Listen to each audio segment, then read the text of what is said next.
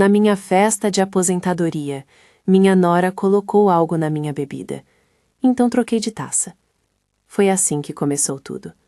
Um gesto pequeno, quase imperceptível, que se moveu como uma sombra sobre a champanhe do meu brinde.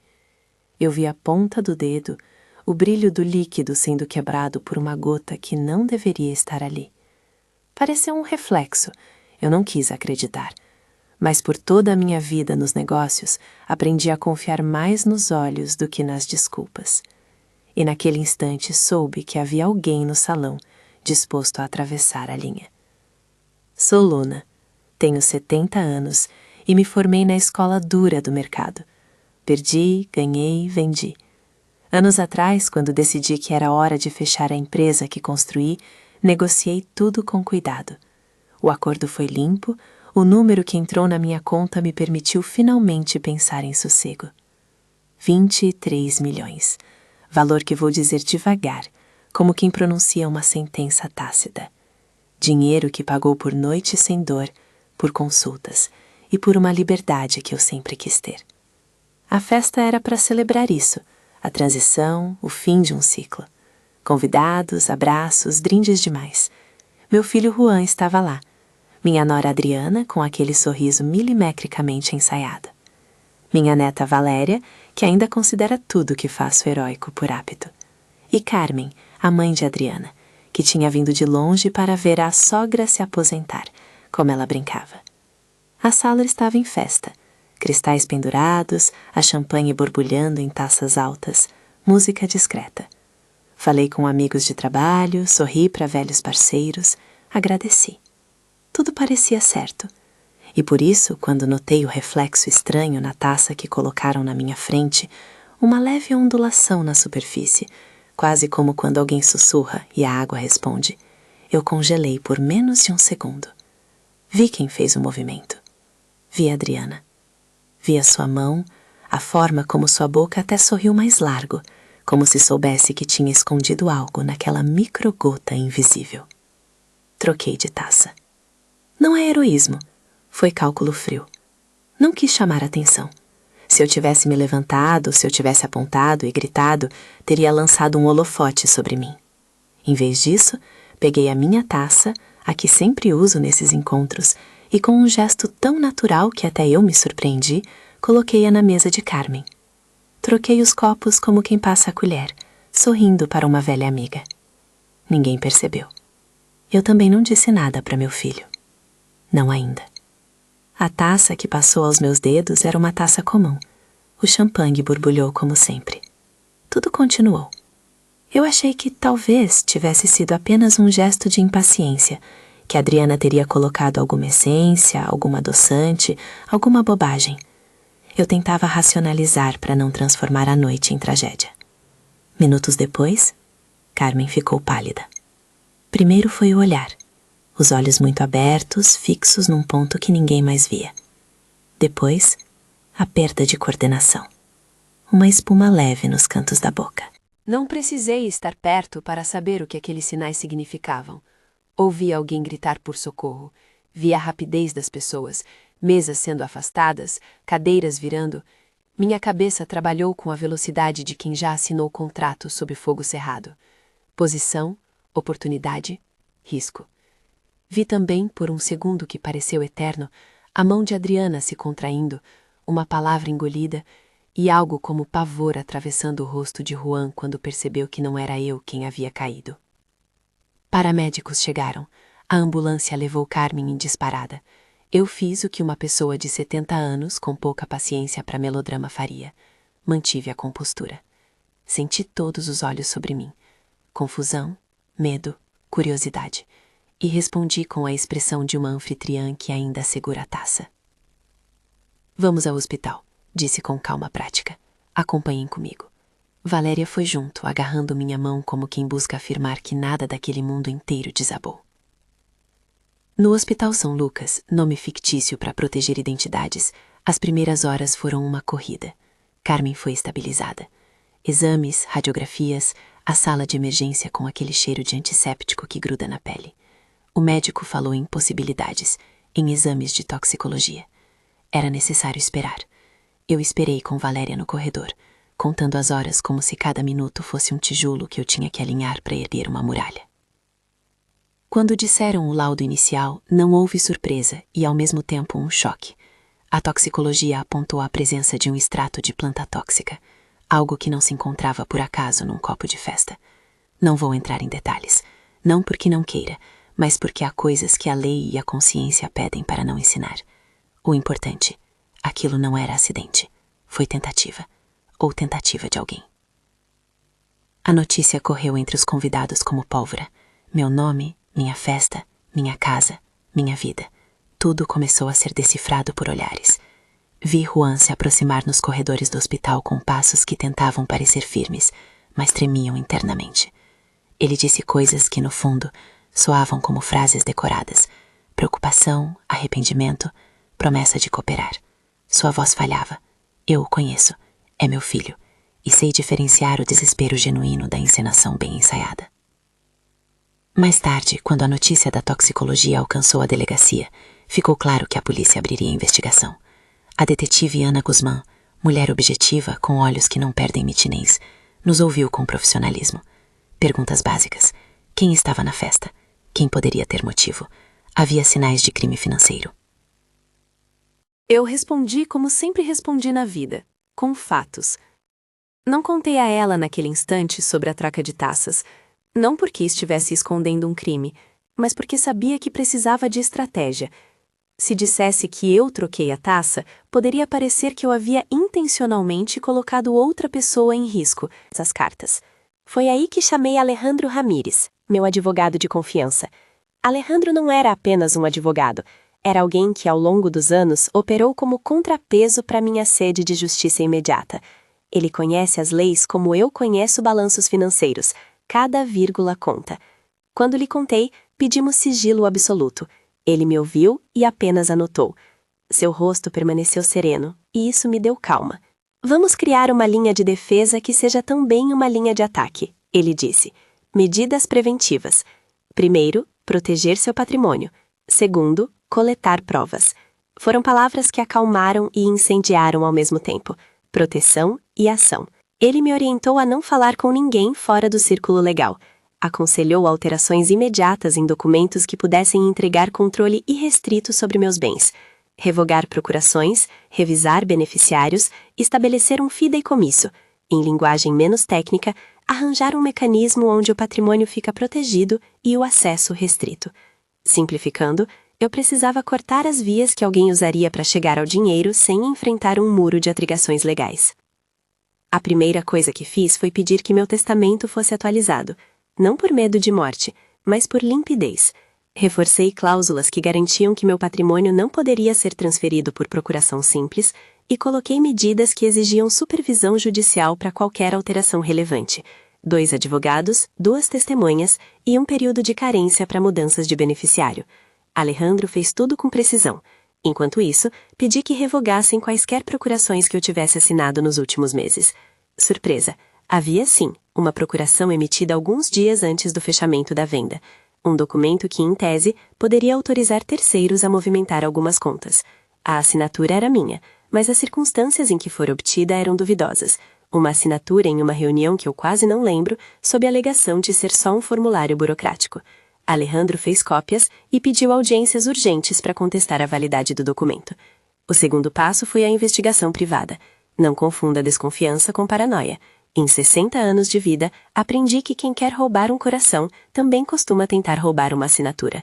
Contratei Gabriela Torres, uma investigadora com uma longa lista de casos bem-sucedidos. Gabriela é incisiva e discreta. Ela veio comigo ao hospital e passou a trabalhar nos passos que vinham antes de Carmen desmaiar e nos que vieram depois. Pedi que fizesse o que a polícia faria, mas rápido e com foco no comportamento financeiro e eletrônico. Transferências, compras ostentosas, mensagens que fossem além da cordialidade.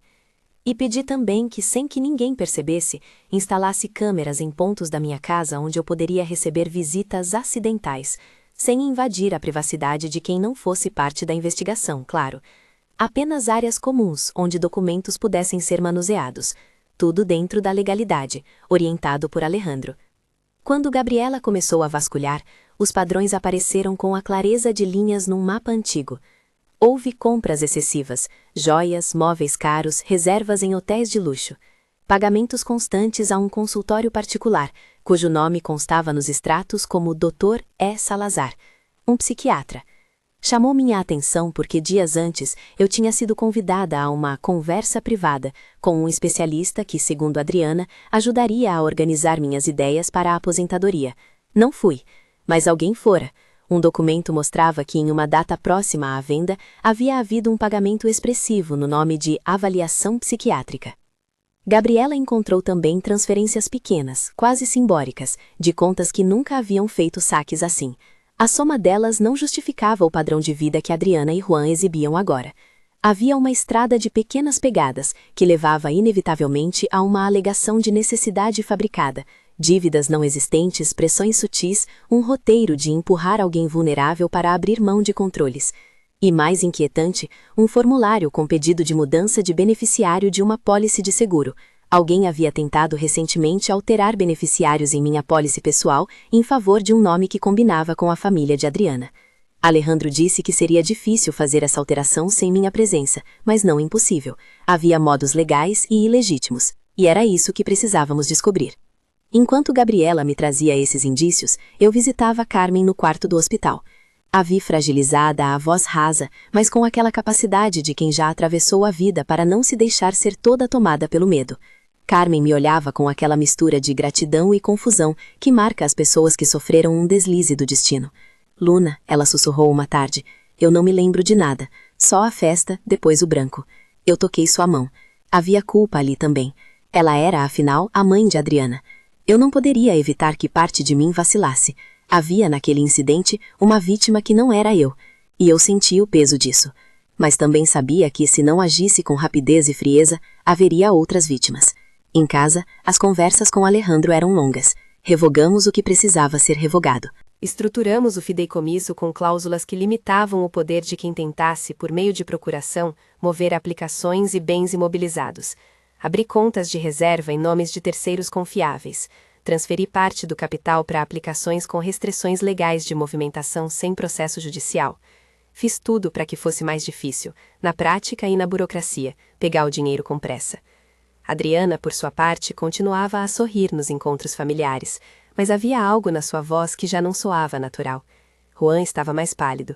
Eles começaram a discutir menos na frente de mim e mais quando achavam que eu não os ouvia. Eu ouvi o suficiente. Numa tarde, ao passar pela cozinha enquanto a família organizava as sobras da festa, peguei uma conversa que não deveria ter ouvido. Juan reclamando de cobranças a Adriana. Adriana respondendo com frieza. Não se preocupe, depois da assinatura, tudo se resolve. Assinatura do quê? De quem? A simples imagem mental dessa frase foi mais do que suficiente para incendiar minha atenção. Foi Gabriela quem me trouxe, alguns dias depois, a peça que fez a minha pele gelar. Registros de pagamentos do cartão de crédito feitos a um banco de documentos, cujo serviço era a emissão de procurações rápidas para lavrar em cartório. Pequenos pagamentos, discretos. Tediosas tarefas para quem lida todo dia com números, mas suficientes para compor uma narrativa. Alguém, ou alguns, estavam se organizando para acessar meus recursos por vias legais, e, se fosse preciso, forjar a aparência de que eu mesma havia autorizado tudo. Também apareceu nas mãos de Gabriela uma mensagem do celular de Adriana, curta, enviada a Juan. Ele assina fácil, só precisamos do momento certo. O frio que senti foi parecido com o de uma lâmina. Não havia ainda a confissão, mas a intenção saltava daquele trilho de palavras. Nessa fase optei por não envolver a polícia diretamente, ainda. A polícia precisava de provas que cruzassem indícios financeiros com a tentativa de homicídio. Se eu fosse lá, abrindo a boca sem o conjunto de provas adequado, poderia arruinar tudo, e pior, poderia colocar Carmen em risco de ser retratada como responsável por algo que for imposto a ela. Alejandro concordou. Temos que montar a narrativa de forma metódica, entregar à polícia quando tivermos material que ligue intenção e ação. Até lá, proteção plena. Instalamos câmeras nas áreas comuns da minha casa, não escondidas em quartos íntimos. Nunca faria isso. Câmeras em corredores, sala de jantar, copa. Elas gravavam tudo, inclusive quem chegava e saía, quem tocava que tipo de papel, quem tinha acesso a chaves. Usei as imagens para confirmar rotas, para ver quem ficava no meu escritório sem motivo e quem mexia no meu cofre sem autorização aparente. Vi Adriana entrando no meu escritório numa tarde em que disse que iria ao mercado. Um corpo humano tem muitos modos de falar. A hesitação das mãos ao folhear papéis, o olhar que procura algo, estas coisas dizem. E havia o psiquiatra, Dr. Eduardo Salazar, cujo nome aparecia nos extratos, também apareceu em minha vida de modo curioso. Adriana havia sugerido, com total naturalidade, que eu conversasse com um especialista para não me sentir sobrecarregada, palavra sutil para abrandar protestos futuros. Meu filho, que sempre foi o elo emocional mais frágil da família, também recebera mensagens de Salazar. Gabriela achou correspondências, mensagens entre Juan e o consultório. Uma anotação, uma referência à avaliação de capacidade, uma consulta marcada que, estranhamente, foi feita sem minha presença. Alejandro franziu o senho ao ouvir isso. Se alguém está tentando criar a narrativa de incapacidade, murmurou, hão de construir um caso clínico que nós precisamos desconstruir. Esses elementos se juntaram como peças num quebra-cabeça cuja imagem eu não quis olhar de primeira. Mas uma vez posta a causa, a consequência ficou visível.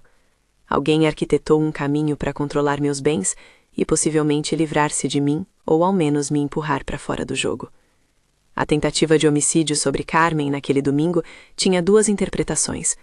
Um erro de percurso, eu seria o alvo e Carmen foi vítima por ter uma taça próxima, ou algo mais complexo, que usou Carmen como bode expiatório. Ambas as hipóteses nos levaram à mesma conclusão. Havia uma conspiração. Passei as noites em claro, não por medo de morrer, não dessa vez, mas pensando nos passos que precisava dar para cortar as rotas de acesso. Eu não queria, nem de longe, destruir a vida do meu filho. Eu só queria justiça e proteção. À medida que minha rede de defesa e investigação se expandia, surgiram também consequências práticas. Olhares mais frios nas reuniões, mensagens apagadas, encontros adiados.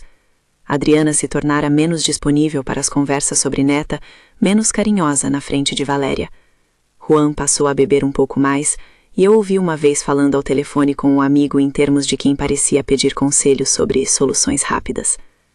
Numa noite, sentada à minha mesa com o arquivo que Gabriela me entregara, impressões de transações, screenshots de mensagens, uma foto do comprovante de pagamento ao consultório de Salazar, senti a solidão que se instala quando se percebe que a traição não é apenas um episódio, mas uma estratégia. Valéria entrou na cozinha, trouxe café e sentou-se sem falar muito. Ela tinha 19 anos, olhos grandes, aquela ingenuidade que não se disfarça. Pegou minha mão e apertou. Avó, eu confio em você, disse ela. Foi tudo o que precisou dizer. Eu sabia que para ela a figura da avó era algo inabalável. Eu não queria desfazer essa imagem por vingança. Queria reconstruí-la por proteção. Havia ainda detalhes que me incomodavam profundamente. Uma carta de um banco, enviada por engano ao meu endereço, anunciando um pedido de alteração de conta com justificativa de mudança de titularidade. Havia um formulário com um carimbo de cartório e uma assinatura que, na minha opinião, não poderia ser autêntica. Alejandro disse que assinar ele poderia contestar.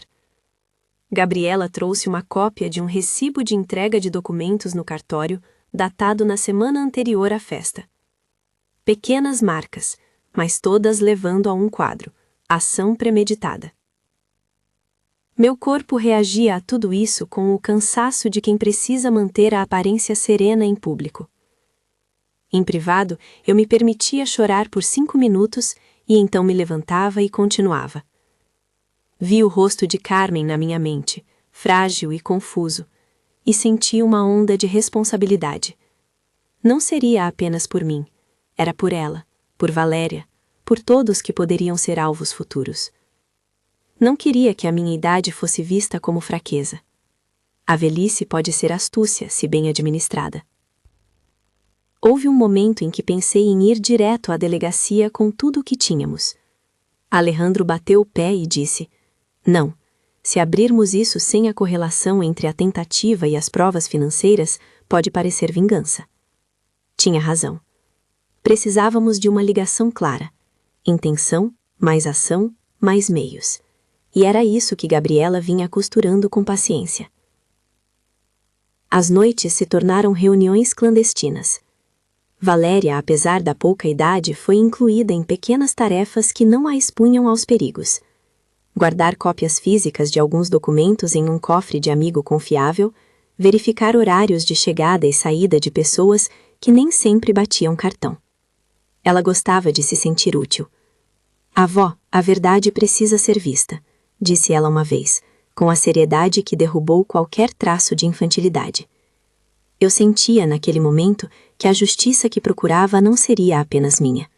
Seria também de Valéria, que cresceria aprendendo que proteger-se é um ato legítimo. Uma notícia pequena, quase um detalhe, apareceu no jornal local e me fez apertar os dentes. Um advogado do cartório fora demitido por suspeita de facilitação de documentos. O telefone tocou. Era Gabriela. "Encontramos algo", disse ela. "O cartório tem registros de um pedido de procuração, mas está estranho.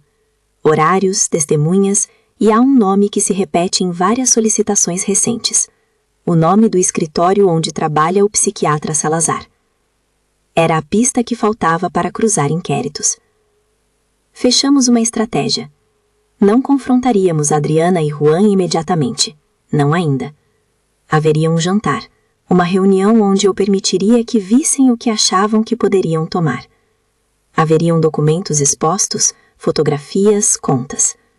E haveria talvez uma presença discreta e necessária. A polícia, a ser chamada no momento em que toda a literatura deles se tornasse palpável. Eu não queria humilhar, queria aprender as ações à lógica da lei.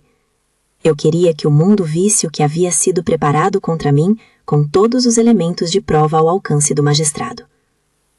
Mas antes disso, ainda havia um fio solto que me incomodava. Eu havia trocado a taça naquela noite, e Carmen havia sido atingida no meu lugar. Eu não podia, nem queria fingir que isso não me pesava. A verdade é que, durante dias, acordei perguntando se havia outro modo, alguma alternativa que não tivesse envolvido a troca. Não encontrei.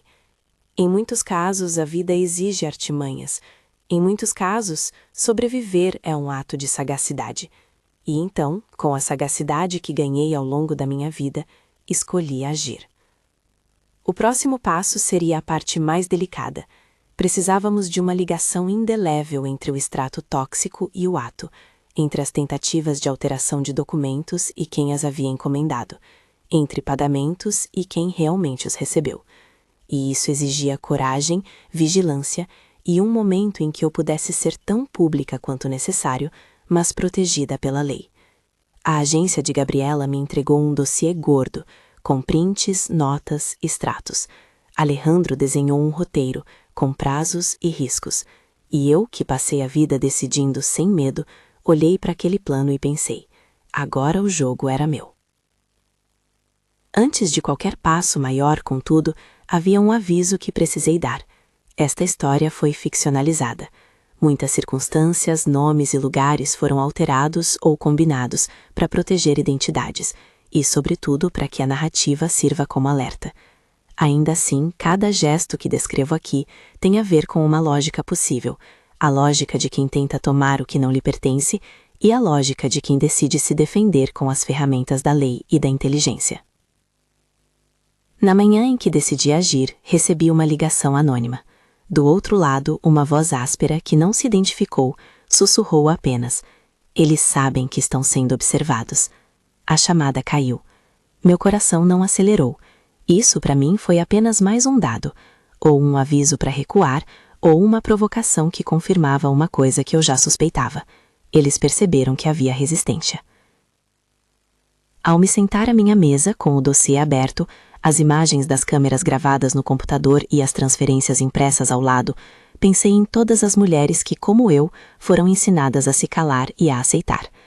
Não queria de maneira nenhuma transformar essa dor em espetáculo. Queria sim transformar em um exemplo. A velhice não é vulnerabilidade absoluta. É um capítulo onde a experiência vale mais que o fingimento. Se o meu filho havia sido empurrado para esse jogo por ganância ou por covardia, seria ele quem mais adiante teria que responder. Valéria entrou com 2 cafés. Sentou-se, olhou os papéis e, com uma calma que me surpreendeu, perguntou: "Avó, qual o primeiro movimento?" Sorri. Havia muito por fazer. Havia reuniões para marcar, testemunhas para identificar, recursos para alinhar. havia o encontro com a família a preparar. Um jantar que seria, em verdade, uma peça controlada. Fechei a pasta. Levantei-me.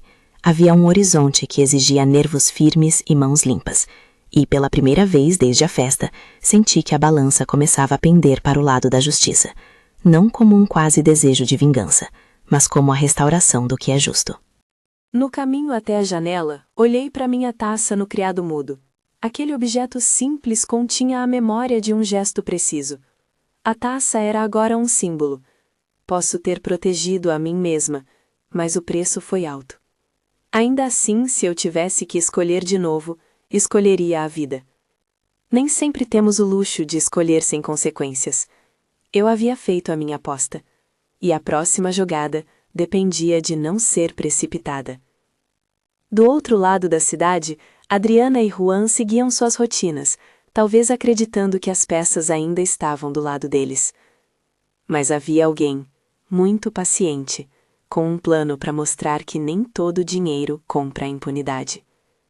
Havia também Carmen, recuperando-se, sorrindo com esforço, às vezes confusa. Havia Valéria, que vinha aprendendo que a coragem pode ser ensinada tanto quanto herdada. E havia eu, com a determinação de uma mulher que aprendeu que proteger-se é muitas vezes o primeiro passo para mudar o mundo.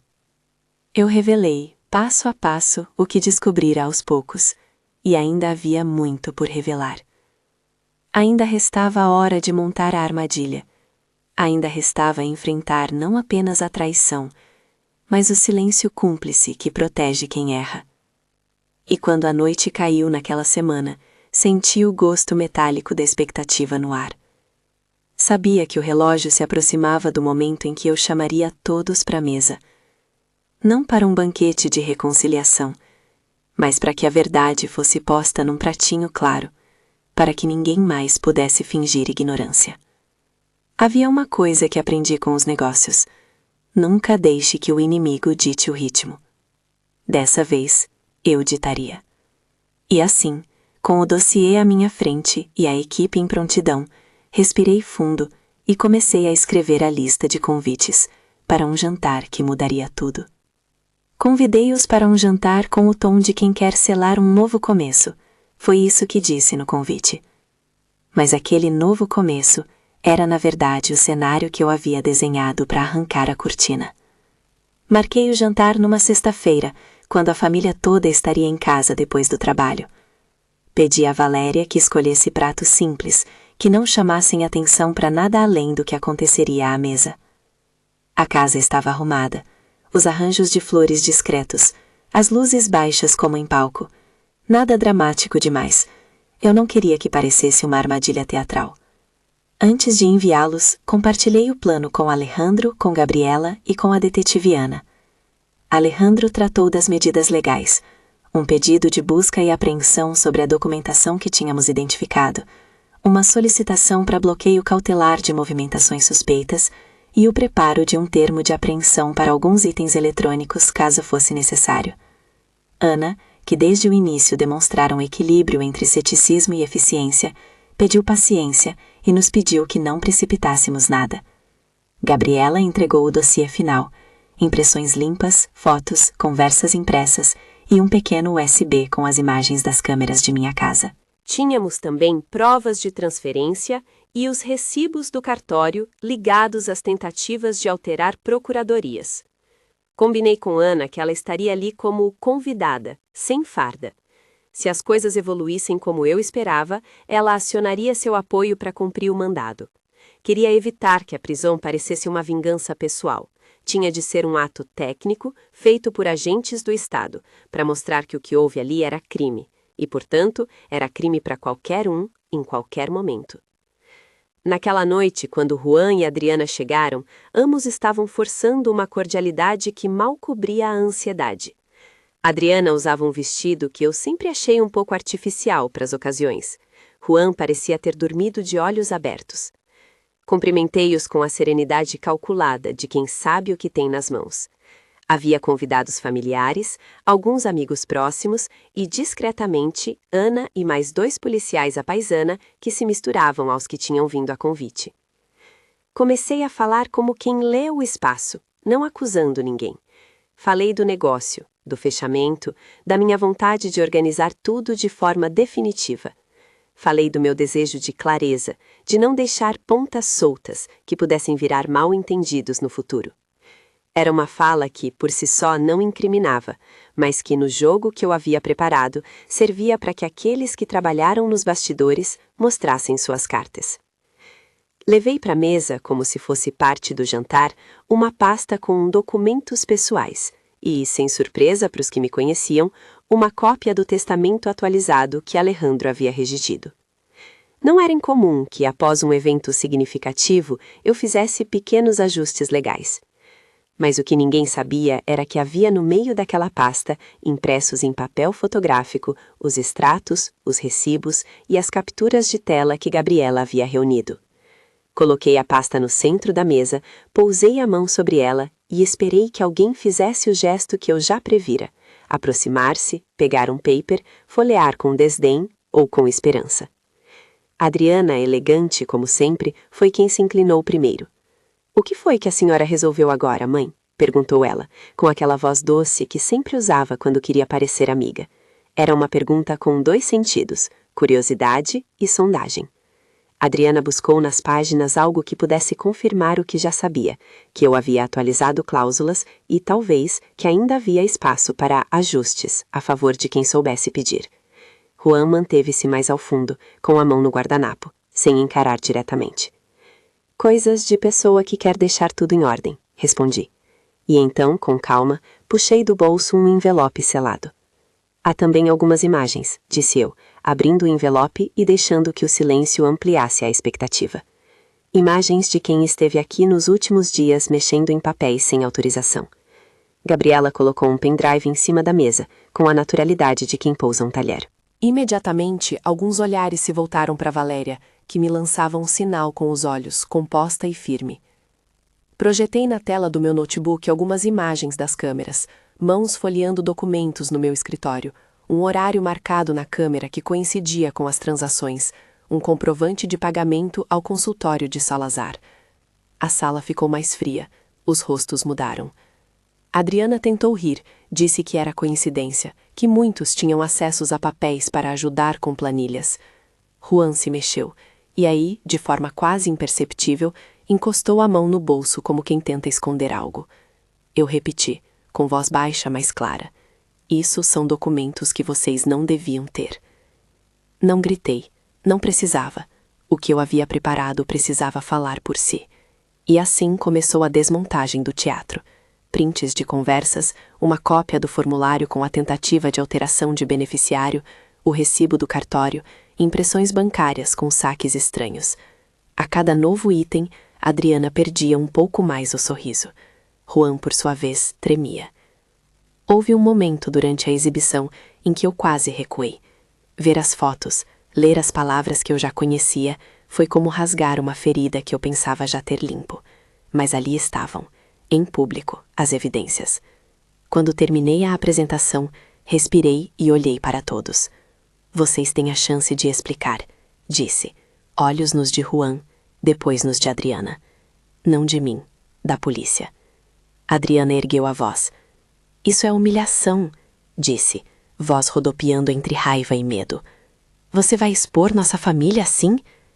Ninguém queria que o lar se tornasse cena de tribunal, mas era exatamente disso que se tratava, de transformar um espetáculo privado em uma investigação pública, porque a verdade precisava de testemunhas e a lei precisava de matéria. Nesse momento, Ana se levantou, com a tranquilidade de quem já vivia cenas assim. Mostrou o crachá, pediu que mantivéssemos a calma e explicou que havia um mandado para a apreensão de alguns itens e, mais importante, que havia indícios de crime. Pediu que ninguém tocasse em celulares ou documentos. O ambiente tremeu. Um coro de negociações começou. Um telefonema desesperado, palavras atropeladas, olhares voltados para a porta. Juan ficou pálido, como se a cor tivesse sido sugada de sua face. A polícia procedeu com os termos. Alguns aparelhos foram retidos para análise. Perguntas foram feitas. Adriana tentou articular um discurso que misturava surpresa e ofensa. "Tudo isso é uma intrusão", exclamou. "Minha mãe está doente e você a ataca." A justificativa era óbvia. A intenção era reduzir o foco no crime financeiro, deslocando-o para o trágico episódio da festa. Mas nós tínhamos ligação entre ambas as coisas. Os pagamentos, as tentativas de alterar documentos, as mensagens e, acima de tudo, a noite em que alguém tentou acrescentar algo à minha taça. Juan, já incapaz de sustentar a mentira, começou a falar baixo. Primeiro foi uma defesa mecânica. Eu não sabia. Eu não sabia que aquilo era para ela. Mas a narrativa dele desandou. Em voz embargada, contou que havia sim conversas, promessas e dívidas fabricadas. Ele falou que havia sido pressionado, que havia acreditado em soluções fáceis.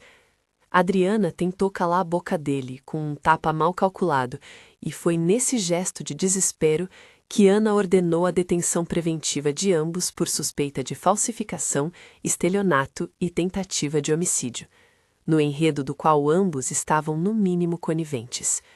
Não foi um processo de vingança, foi um ato técnico que a investigação justificou naquele cenário ficcional por haver provas concretas e uma clara intenção.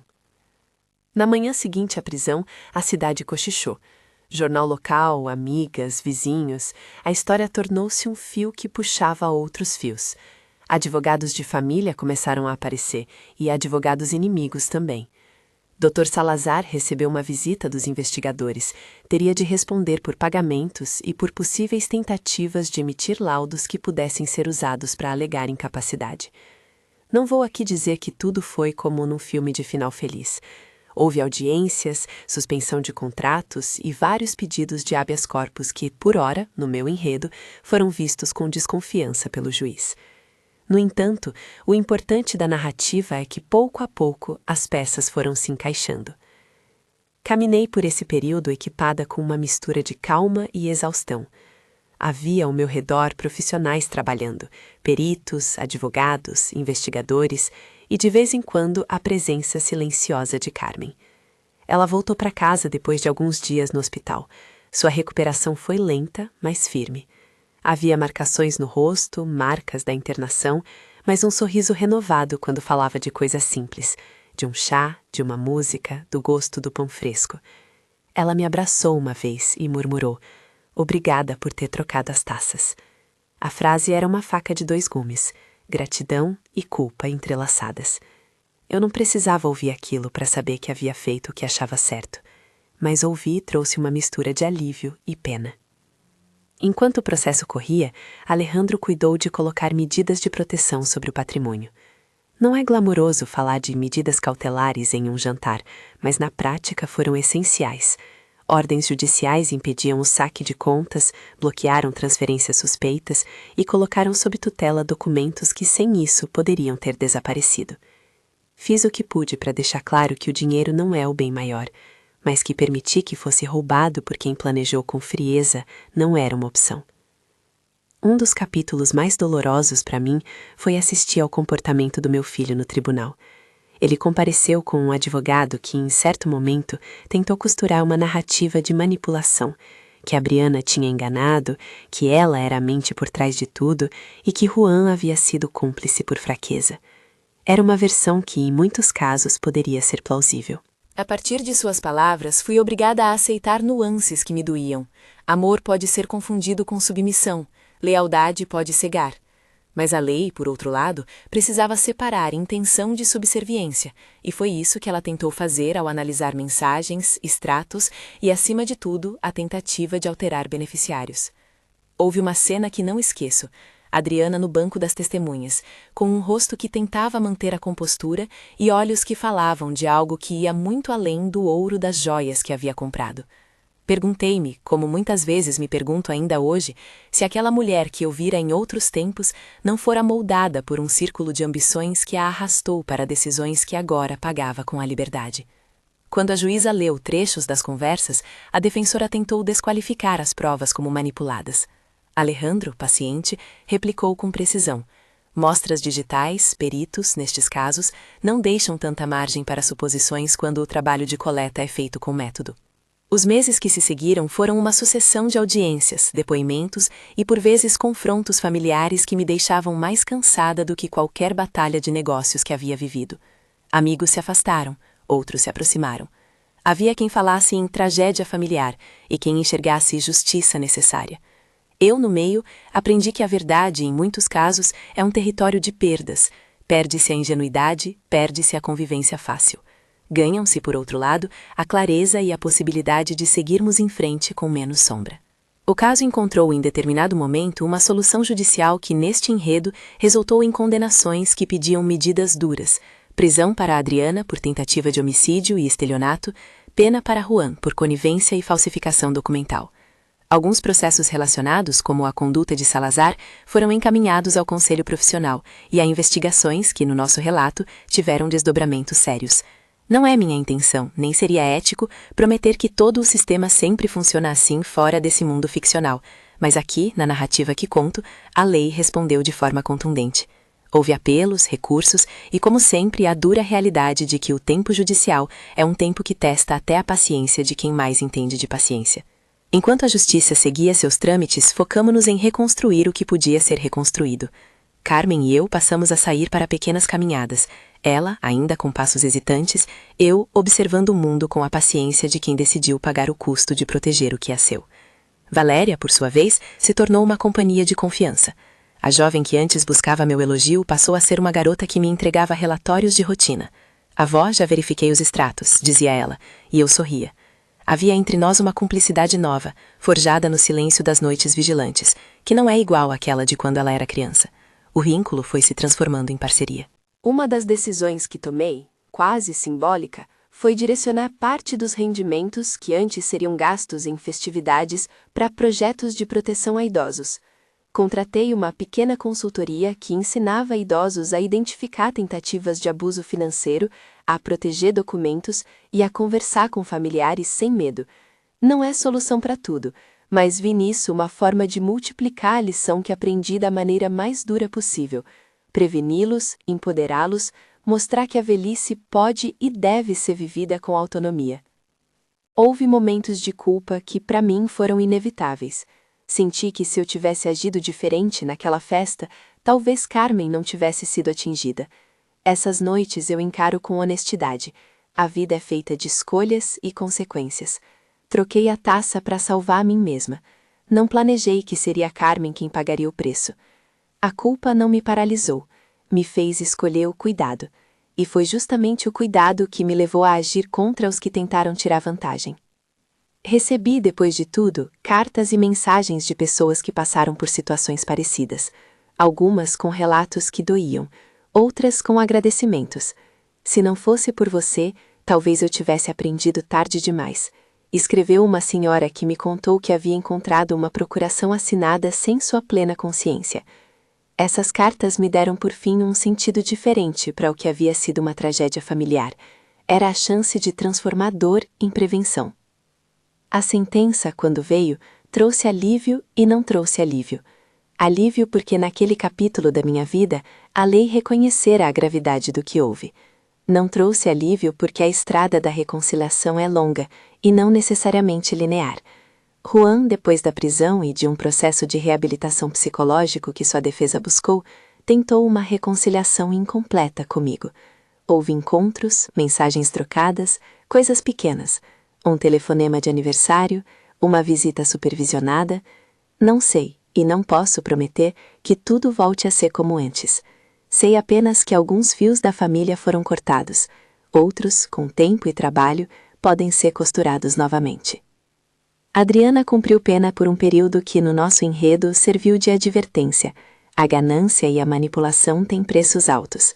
Na cadeia, ouvi dizer, ela trabalhou no setor de reinserção, leu bastante e, segundo relatos, tentou reconstituir parte do que tinha perdido: humanidade e empatia.